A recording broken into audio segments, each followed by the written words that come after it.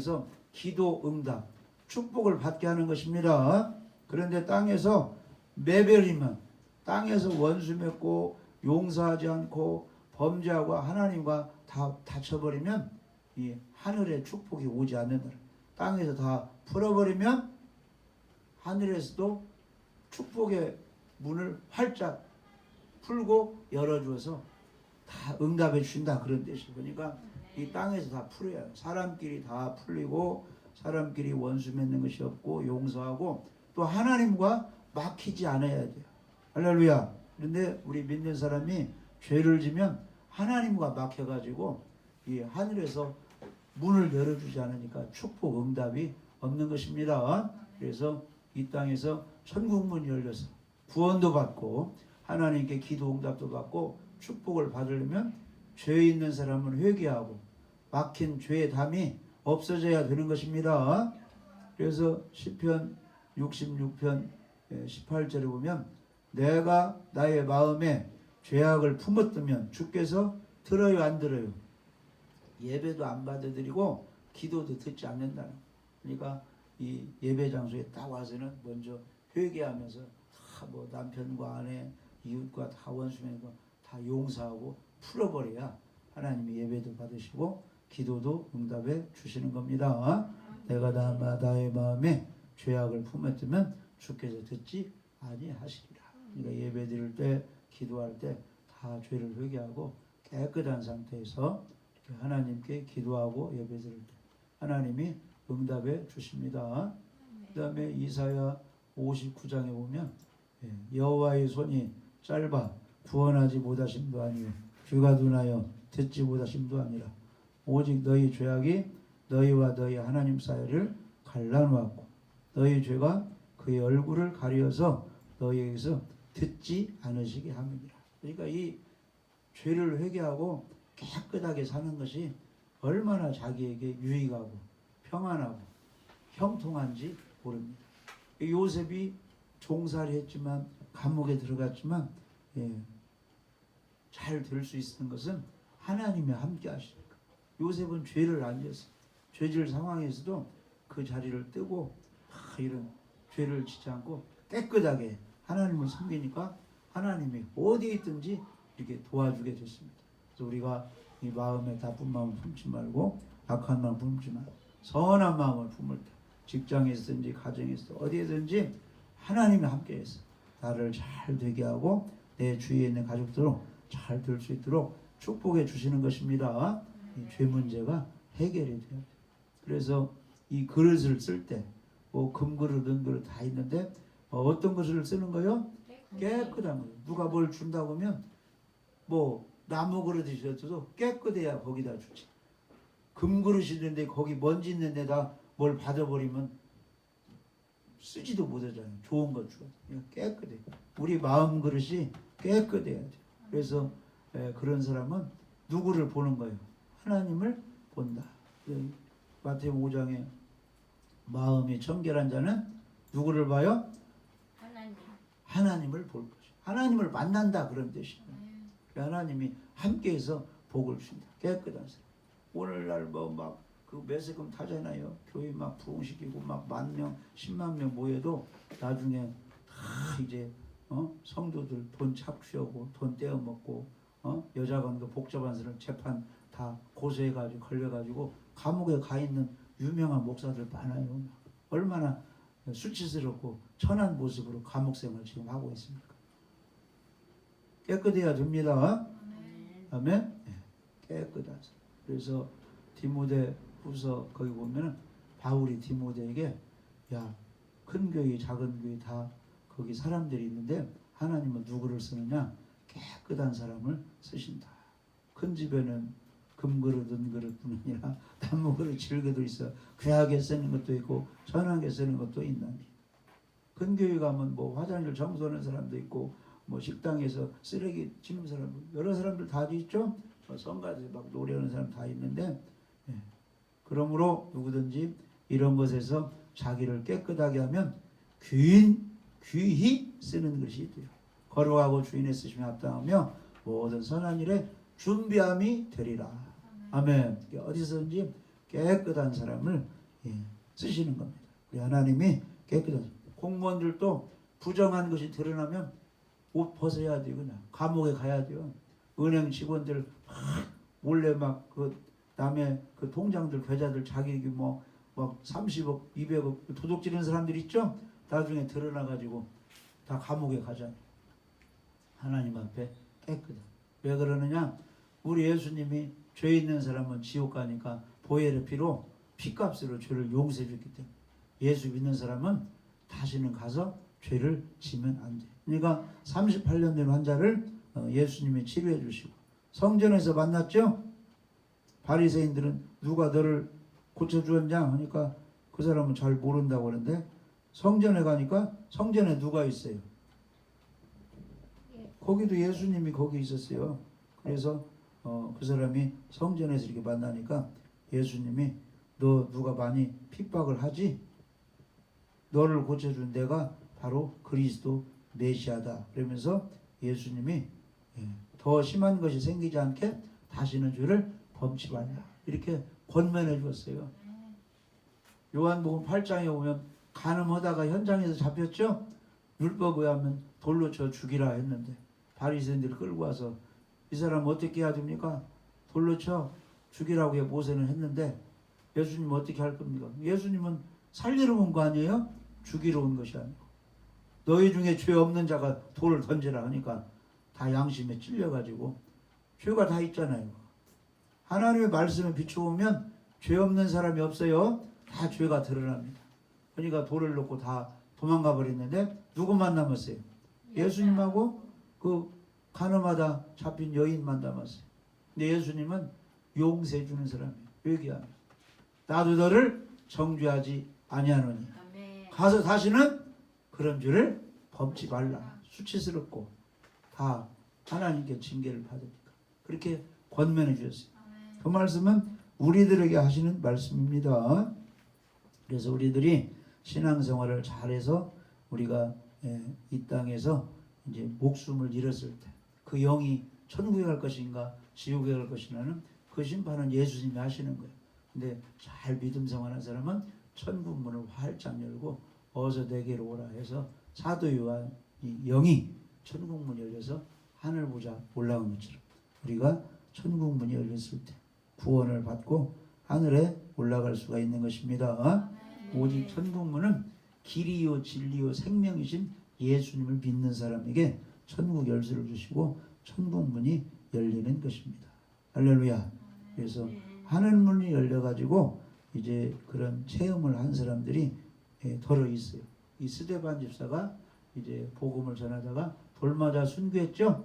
근데 하늘 문이 쫙 열리는데 거기에 예수님이 벌떡 서 있는 거예요. 스데반이 죽게 됐을 때 예수님이 그 영혼을 지켜주시는 겁니다. 그래서 예수님이 스데반 영혼을 천국문 열고 천국으로 올라오게 해주셨습니다. 천국문 열리는 축복을 우리가 받아야 될 줄 믿어집니다. 할렐루야. 그 다음에 여기 한번 봐요. 2절 3절 요한계시록 4장 2절 3절 한번 읽어봅니다.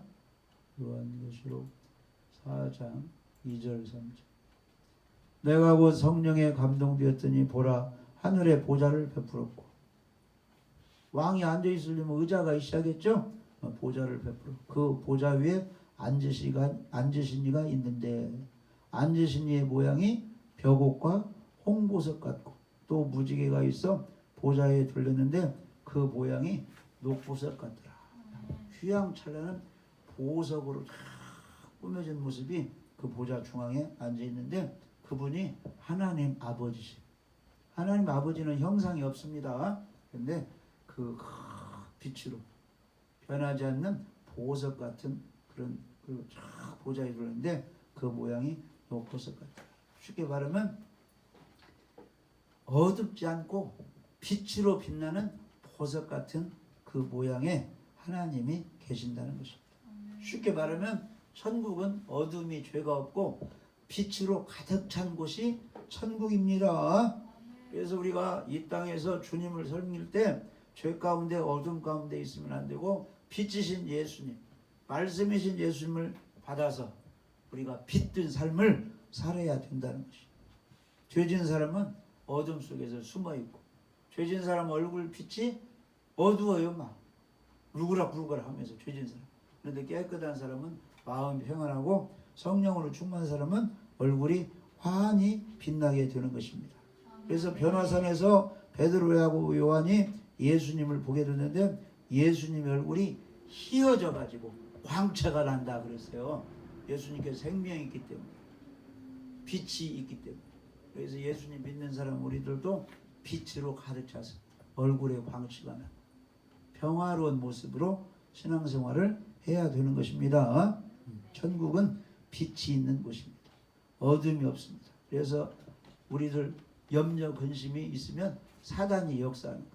성령으로 충만해서 염려 근심이 다 떠나야 돼요. 찬송하면, 기도하면, 예배드리면 하나님의 역사에서 어둠 수치가 물러갑니다. 한나가 자꾸 이제 아이를 못 낳으니까 남편이 첩을 얻어가지고, 그 첩은 이름이 분인나인데 자녀를 낳았어요. 그러니까 막 첩이 본처 한나를 막 괴롭히는 거예요. 무시하고 얼굴에 수색이 가득해. 나는 왜 아이를 못 낳을까? 성전에 가서 막 서원하면 막 눈물 흘리며 막 기도했어요. 근데 엘리가 왜 대낮부터 이렇게 술 취해가지고 흥설설하냐? 그러니까 나는 마음이 괴로워가지고 술 취한 것이 아니고 하나님께 간절히 기도를 하고 있습니다. 소원이 뭐가니? 아이를 내가 지금 못 낳는데 아이 좀 낳게 해달라고 하나님께 지금 기도하고 있습니다. 하니까 기도하지 않는 엘리가 이렇게 말했어요. 야, 너의 소원을 하나님이 들어주기를 내가 축복한다. 하니까 한나가 아멘, 축복 기도해 빌어주니까 감사하죠? 아멘 하고 돌아가게 되는데 하나님이 임해가지고 얼굴에 수색이 사라졌더라. 평안한 얼굴로 변했다, 그런 뜻이에요. 그러니까 이 평안한 얼굴, 광채나는 얼굴은 성령이 역사하고 천사가 도와주고 하나님이 함께 해주는 겁니다. 그러니까 가정에서나 교회에서나 어디서나 우리가 기도할 때, 찬양할 때, 말씀 믿고 아멘하고 힘을 얻을 때 얼굴에 광채가 나는 것입니다. 사도 요한이 하나님 보좌에 가봤더니 엄청난 빛으로 보석으로 가득 찬 분이 보좌에 앉아 계시다. 그분이 바로 하나님이십니다. 그래서 하나님을 믿는 우리들, 예수님을 믿는 우리들, 성령 충만한 우리들 빛든 삶을 살고 얼굴에 광채가 나고 항상 성령으로 충만해야 될 줄 믿어집니다. 항상 기쁘게 살아야 돼요. 마음의 즐거움은 양약이다. 그러나 심령의 근심은 뼈로 마르게 한다. 이렇게 잠언에 이렇게 말씀했어요. 그리고 에베소 5장 9절에는 빛의 열매, 예수님 믿는 사람, 말씀으로 사는 사람은 행동이 이런 식으로 나온다. 이렇게 말씀하고 있어요. 에베소 5장 9절에 빛의 열매는 모든 착함과 의로움과 진실함이 있느니라. 어떤 사람은 막 속여 먹으려고 하는 사람들 있죠? 그런 사람들은 다 마귀가 그 속에 있는, 성령이, 말씀이, 예수님이 함께하는 빛든 그런 믿음의 사람들은 착하게 살고 의롭게 살고 진실하게 살고 항상 누구를 기쁘시게, 주를 기쁘시게 할 것이 무엇인가 하면 항상 그렇게 생각합니다. 내가 이 말 했을 때, 내가 이렇게 행동했을 때 하나님이 기뻐하실까? 이걸 많이 생각을 하는 거야. 어떤 사람은 아부하려고 사람을 어떻게 하면 기쁘게 할까? 어떻게 하면 나를 한번 과시해 볼까? 이런 사람들이 있는데 우리는 항상 하나님을 어떻게 하면 기쁘시게 할까? 어떻게 하면 하나님께 영광 돌릴까? 이런 걸 생각하면서 말도 하고 행동을 해야 될 줄 믿어집니다. 그래서 우리 예수님은 절대 근심하지 말라는 거예요.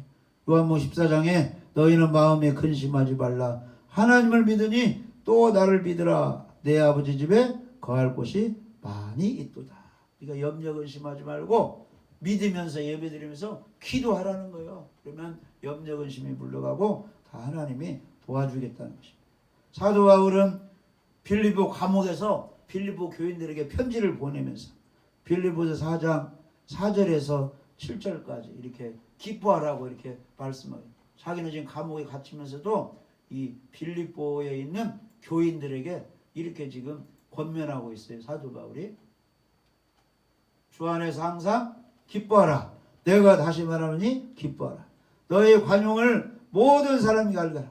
용서 좀 해주라는 거요. 주께서 가까우신다. 원수 맺지 말고 아무것도 염려하지 말고 다만 모든 일에 기도와 간구로 너희 구할 것을 감사함으로 하나님께 아뢰라. 감사함에 예배드리며 기도하라는 것입니다. 그래야면 모든 지각에 뛰어난 하나님의 평강이 그리스도 예수 안에서 너희 마음과 생각을 지키시리라. 그래서 항상 기뻐하며 또 기도하라고 했죠. 그러니까 기도하면서 기뻐하지 않고 용서하지 않으면 감사하지 않으면 응답이 된다는 거예요, 안 된다는 거예요. 기도해도 응답이 안 된다는 거예요. 그러니까 기뻐하며 용서하며 감사하며 예배드리고 기도할 때 응답이 있다는 것입니다. 아멘. 우리는 지혜로워야 돼요. 이왕 예배드리면 이왕 기도하면 하나님의 축복을 받아야 될 거 아니에요. 그러니까 가인처럼 제사드려도 하나님이 받지 않은 그런 제사 예배드리면 안 되잖아요.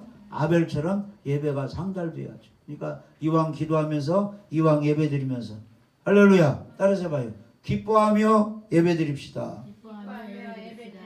용서하며 예배드립시다.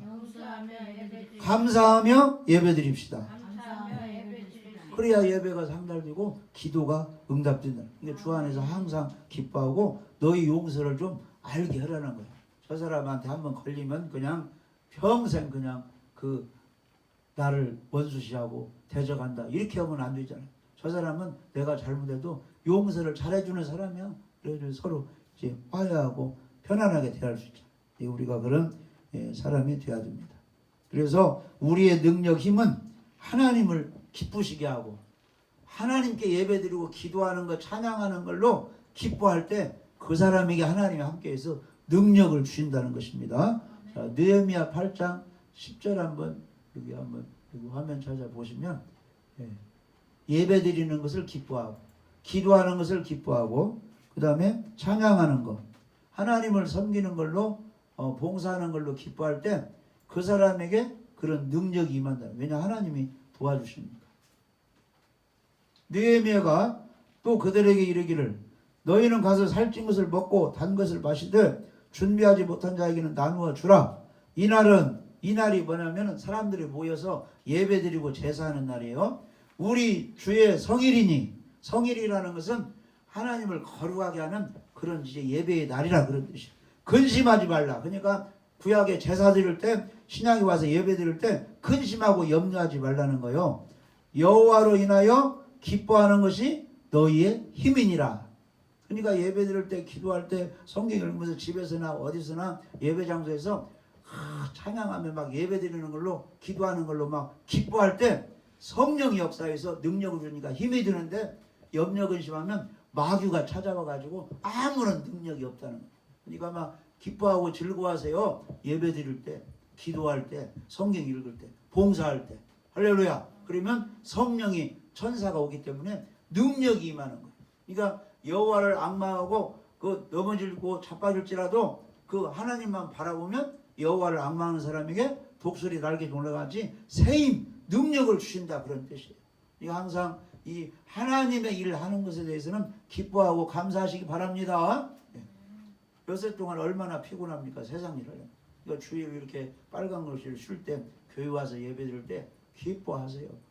남편 문제가 있든지 아내 문제가 있든지 물질 문제가 있든지 건강 문제가 있든지 예배 시간에 막 기뻐하세요. 그러면 성령이 역사하고 천사가 역사하면 하나님의 능력이 임해가지고 그 사람에게 능력 힘이 와서 문제가 해결됩니다. 여호와로 인하여 기뻐하는 것이 너희의 힘이라. 제사 드릴 때 예배 드릴 때 근심하지 말고 있는 사람 어려운 사람 좀 나눠주고 하나님을 기쁘시게 하라. 여호와로 인하여 기뻐하는 것이 너희의 능력이다는 것입니다. 아멘. 그러니까 항상 웃고 다니는 사람이 능력인 거예요. 목사가 막 염려근심하고 장로가 염려근심하면 아무런 능력이 없어요. 그러나 교회 인자 1년 된 사람 인자 온 사람 막 예배 드리는 거 천국 갈 수 있다는 소망을 가지고 막 기뻐해. 그 평신도 그 집사를 하나님이 도와주시는 겁니다. 할렐루야. 기뻐하시기 바랍니다. 그래서 이제 하박국은 또 하나님으로 말미암아 기뻐한다 그랬어요. 하박국 3장.